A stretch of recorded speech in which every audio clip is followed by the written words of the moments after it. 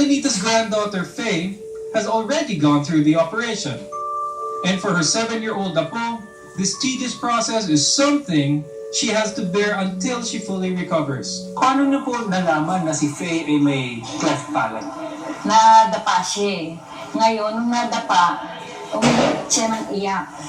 Inangat kong ganun, pagkaangat ko, nakabuka yung bibig niya, doon ko siya nakita na meron siyang ganun. Ano po ang naramdaman niyo nung sandaling yun na parang may hati or may butas doon sa kanyang ngala-ngala?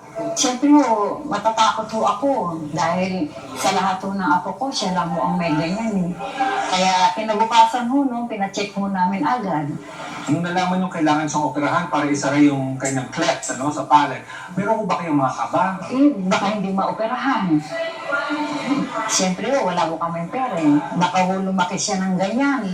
Mag-aral ng ganyan na medyo may defect na ang salita niya. Ang pinakatakot ko lang baka ano siya ng mga kaklase niya. Hindi yung maiwasan niya dahil may defect na ang salita niya.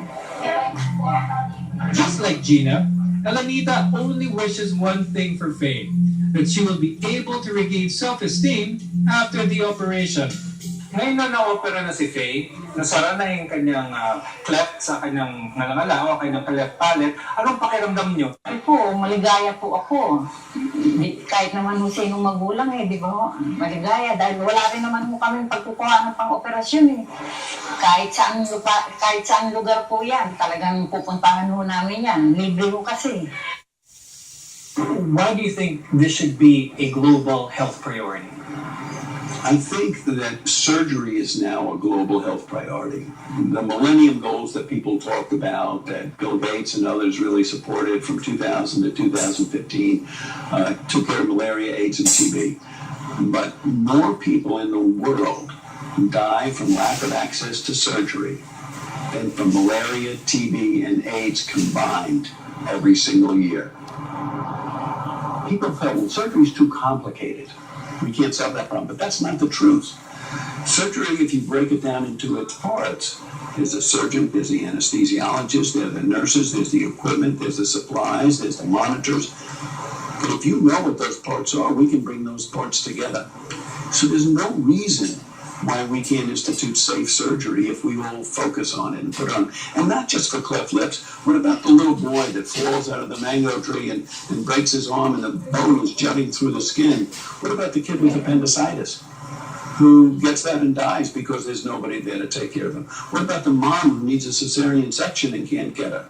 And she dies, or the baby dies, or they both have deformities. There's so many things that can be fixed. In the 35 years, how many patients has Operation Smile been able to serve? You know, if you say pure surgeries, it's over 300,000 surgeries. We're in 60 countries right now. We have, like I say, 13, 14 or more thousand medical volunteers who donate their time for free. But there's hundreds of thousands still to go. So it's really not a matter of looking how good a job we did about what's the future, what can we do in the future. I believe that through the cleft child, we can continue to work to elevate all of the surgical infrastructure in the hospitals that we go to so that all surgeries are safer and give that advantage to the community, while at the same time changing the life of these children. There's so many still to take care of. Mark's rest was important for his recovery, so my team decided not to document Gina's son inside the recovery room.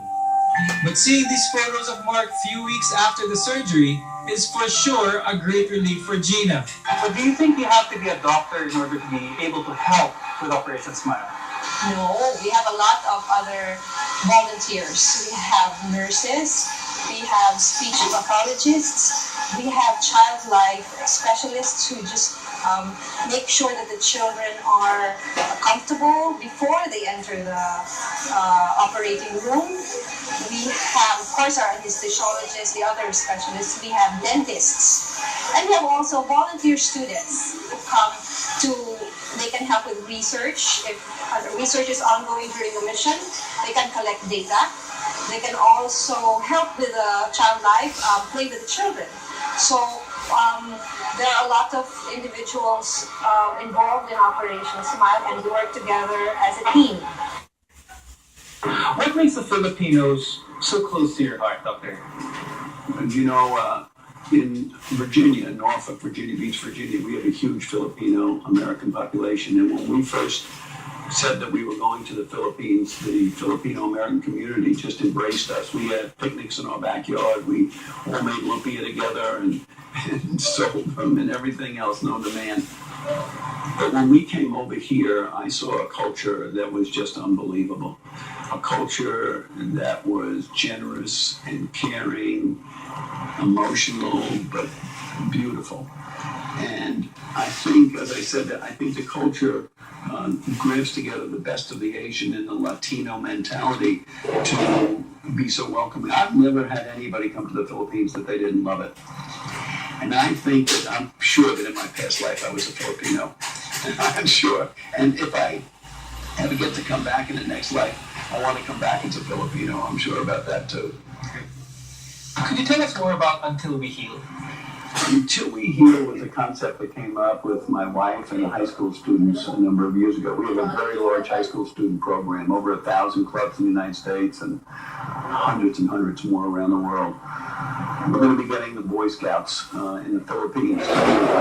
People will be involved.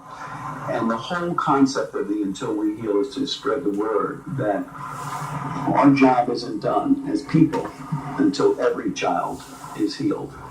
And so we're going to be signing pledges with heads of state, with companies, with individuals. The pledge, until we heal every child, our job isn't done. To embody that in the ethic of an individual, a corporation, a country, and then move forward with it on a worldwide.